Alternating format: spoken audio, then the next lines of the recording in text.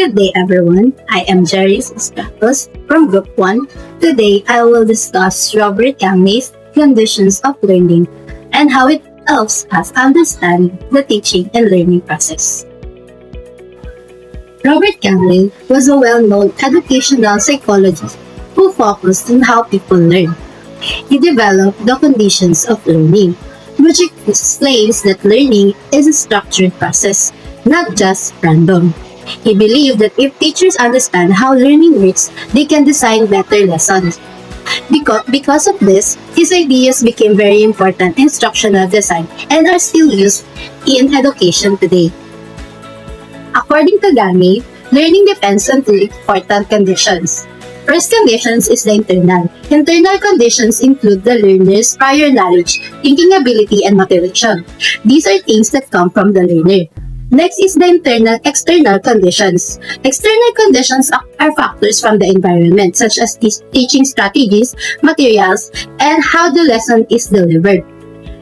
Gagne emphasized that the effective learning happens when both internal and external conditions work together. He also introduced the 5 categories of learning and 9 events of instruction to guide teachers. Gagne identified 5 categories of learning outcomes. These represent different types of skills that learners can develop. Each category requires a different way of teaching. For example, teaching facts is different from teaching problem-solving skills. These categories help teachers organize their lessons and choose the right strategies, making learning more effective and meaningful for students. So these are the 5 categories of learning. So, the first one is the verbal information. Verbal information refers to knowing that. This includes facts, names, dates, and definitions that learners need to remember. It focuses on the ability to recall and communicate information clearly.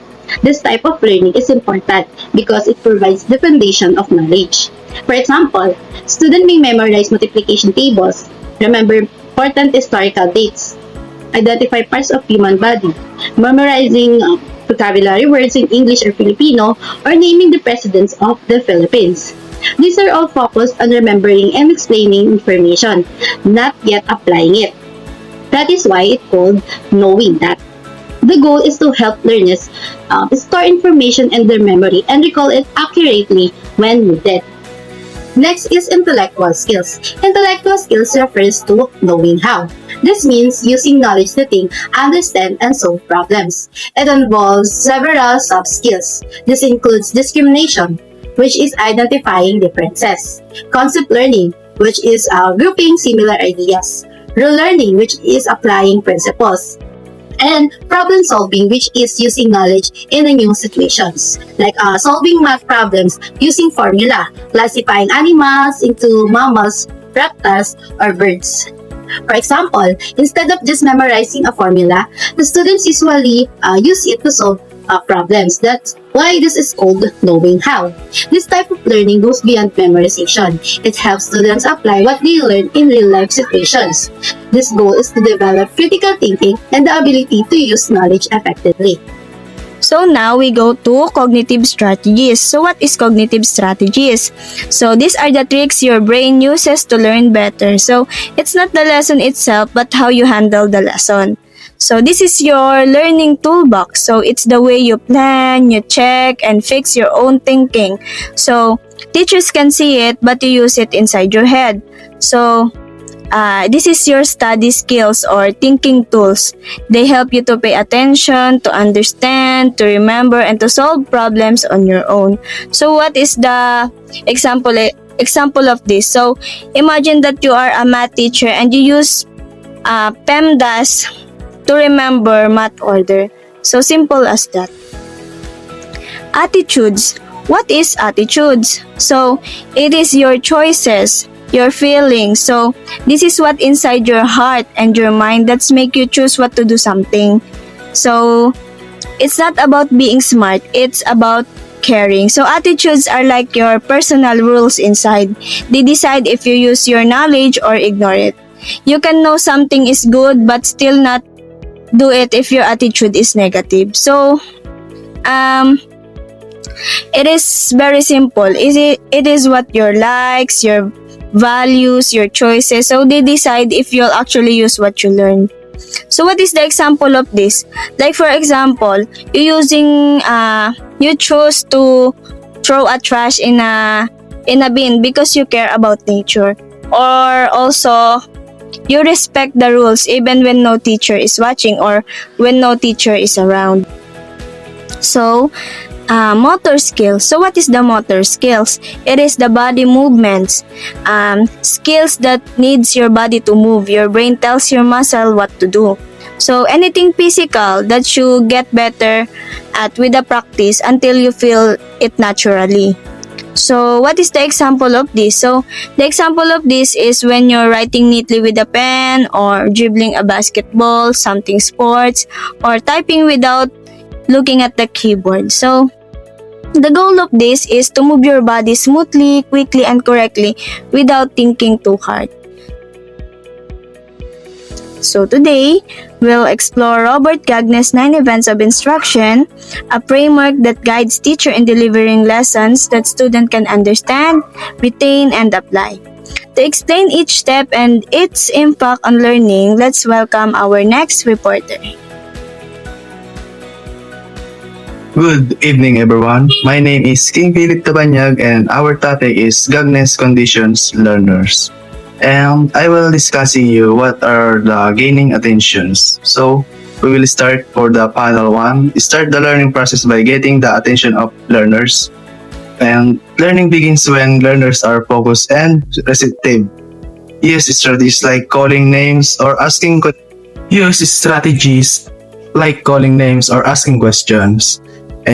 Ensure full attention for introducing the lessons. For the example of this, teachers should be able to show a real plant or picture and ask what do you see in this plant. And gaining attention is all about the act of making others notice you, to listen or become interested in what you are saying or doing. It is about standing out from the crowd and drawing focus toward yourself or your message.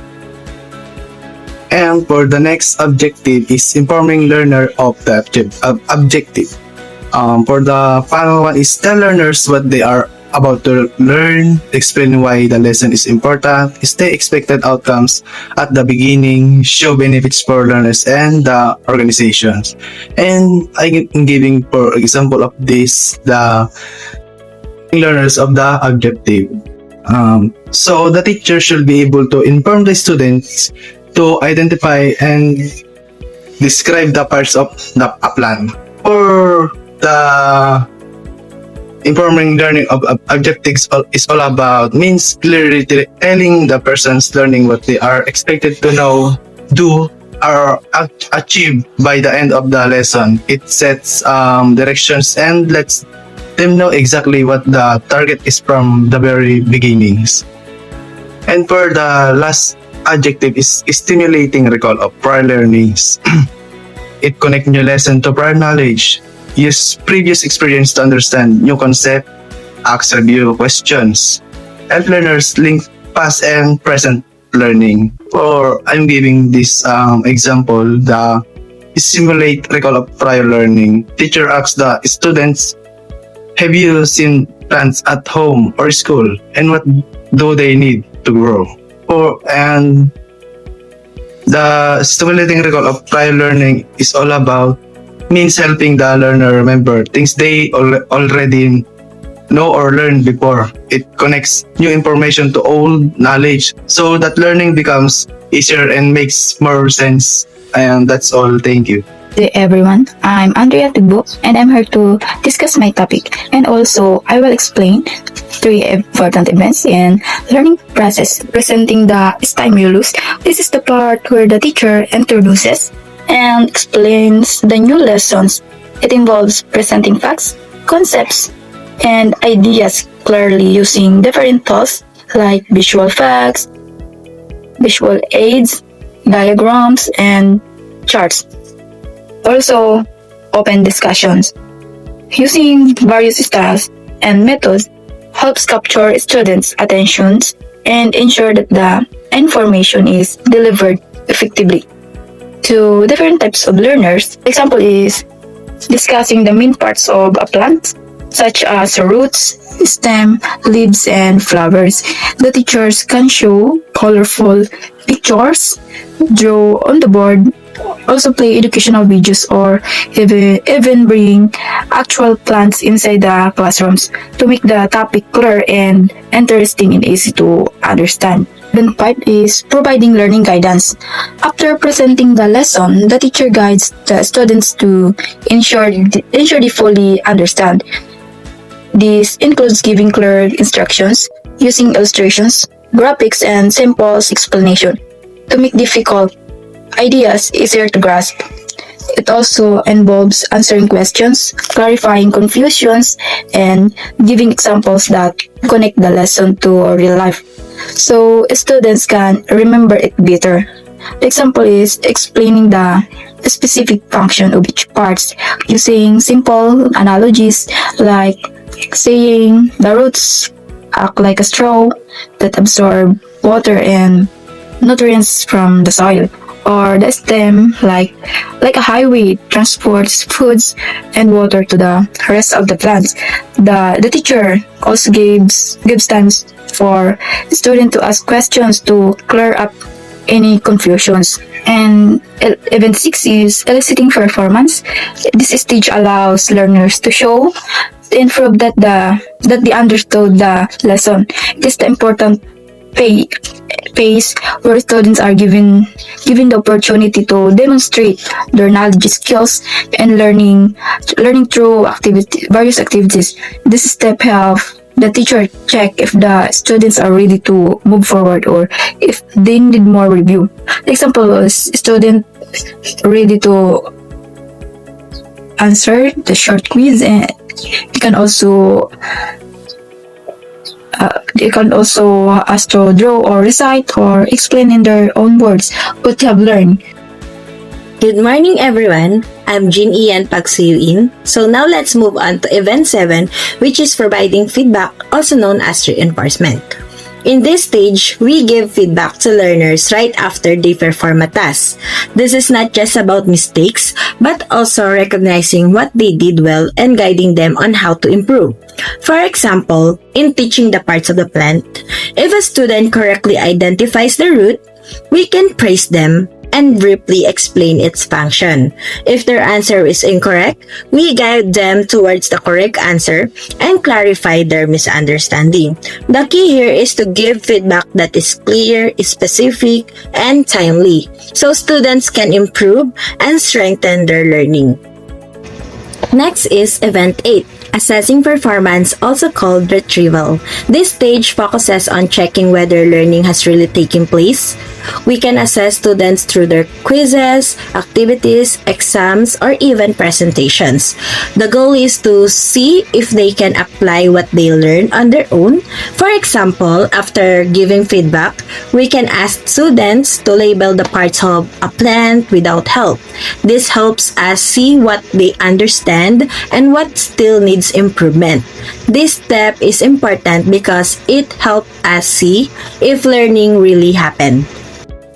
Finally, we have Event 9, Enhancing Retention and Transfer. This stage helps learners remember information for a long time and apply it in real-life situations. We do this by connecting the lessons to real-life experiences and encouraging deeper understanding. So for example, students can draw and label their own plant or explain how plant parts are useful in gardening or food production. By doing this, learning becomes more meaningful and students are more likely to remember and apply it. Okay, so benefits of Gagner's principles. So why is Gagner's 9 events important?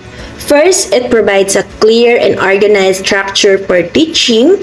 It helps teachers deliver lessons step by step and from gaining attention up to long-term retention. It also keeps learners engaged and connects new ideas to what they already know and supports different learning styles.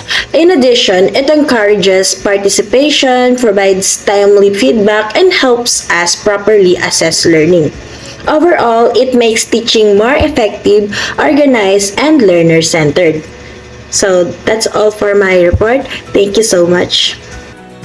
So in conclusion, Robert Gagne's theory shows that learning is just not about memorizing, but it is a structured and meaningful process. It explained that students learn better when lessons are organized step by step, from simple knowledge like remembering facts to higher level skills like thinking and problem solving. This theory also reminds teachers that we need to consider both the learner and the teaching method to make learning effective. As future educators, this is important because it guides us to create lessons that are clear, well-planned, and focused on helping students truly understand and apply what they learn in a real-life situations. And that's all for our presentation. We hope you learned something about Gagne's theory. Thank you! I just had to let you know you're